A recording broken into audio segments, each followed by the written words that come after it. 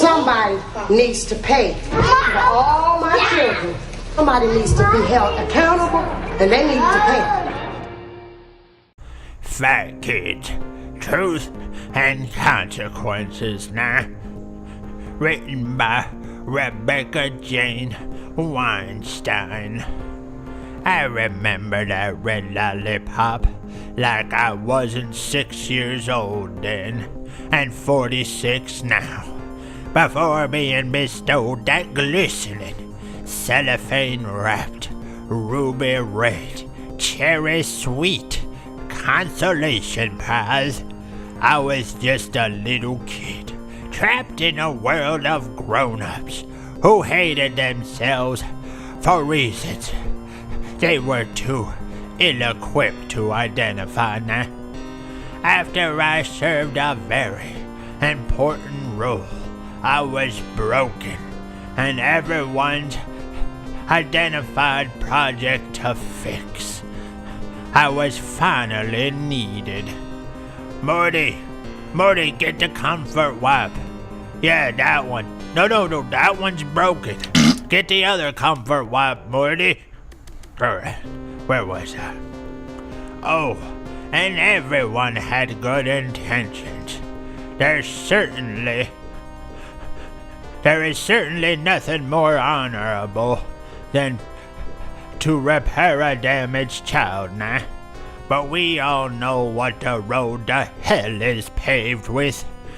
And as the doctor held up that sugary treat, the apparent reward for being a child, despite my pending punishment for my flawed job at being one, I was set squarely on the pavement now.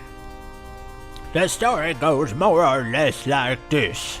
My parents were hippies, artists, and freaks. They should never have been married, but they were now, and they should never have had children, but they did.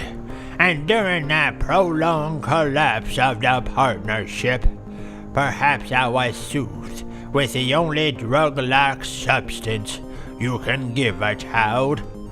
Or my mother started me on rise too early now. Or nobody did anything wrong, and my body just happened to be larger than was fashionable in the early 70s now. My mother's relatives, wealthy and self-important, had me seen by the best pediatrician in New York. You can't scrimp on a child's medical care now. At my 6th birthday checkup, I was found to be at the top of the percentile chart for fatness in children.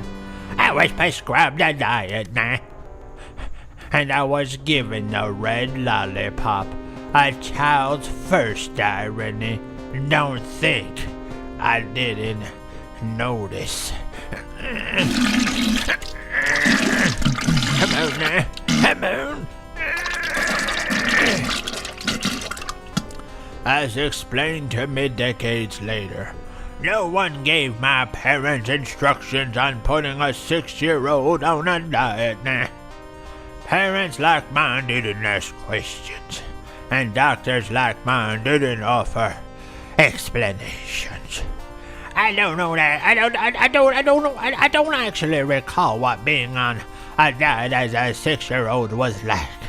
But I do recall that my mother told my 1st grade teacher I was on one.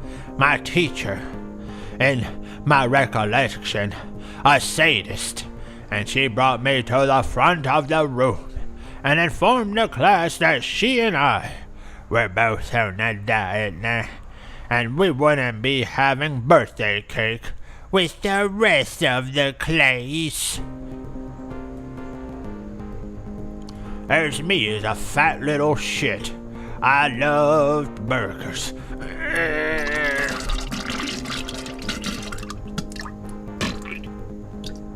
I was the sole dieter in the family now. 6, 7, 8, 9, and so forth I dieted.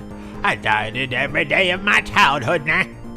Or at least I was supposed to be dieting, and I was monitored closely. So I had to learn the tricks of the trade early on, which I did. For some reason there was a lot of cheese involved. Cheese. What diet ended up meaning, and not too short in order, was a battle of the wheels on it. My mother put me on a diet, and I put me on a mission to eat whatever I could without getting caught. I don't remember if I was hungry or if I did whatever I could to acquire food on principle. But I ate a lot of the Weight Watchers treats that involved pudding, cottage cheese, saccharin, and cinnamon on low-calorie bread, which was then baked to vaguely resemble, or be an illusion of resemblance to, some kind of cheesecake type facsimile concoction. I can still taste that in my memory now. It's not even that they tasted terrible, which they did, but they seemed terrible, which they were. But what I remember most was the cheddar cheese. Oh,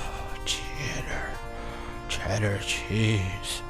There was always a block of cheddar cheese in the freezer now. My job, as I saw it, was to eat as much cheddar cheese as I could without raising suspicion. This meant both being very quiet and also somehow making the cheese appear if it hadn't been violated by my slimy fat little mitts. I doubt very seriously I accomplished either of those goals, but my mother's apathy allowed me to complete the caper frequently. There's another picture of me as a fat little shithead. Next. I learned where the food was, which of my friends' houses were well stocked, and which parents had an open bar. When I got a little older, but not much older now, and could go out to the stores on my own, where there was little parental supervision beyond that of food monitor, I found what could be bought and eaten during any given surreptitious errand. There are endless stories I could tell about my escapades as a dieting child. Wacky stuff, like the time I blamed my little brother for eating all the special sugar cereal. I still remember the Inquisition now. The long and short of it is I was not so much put on a diet at 6, as much as given the eating disorder starter package now.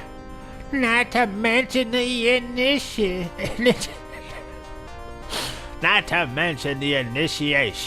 into the society of lying and mistrust.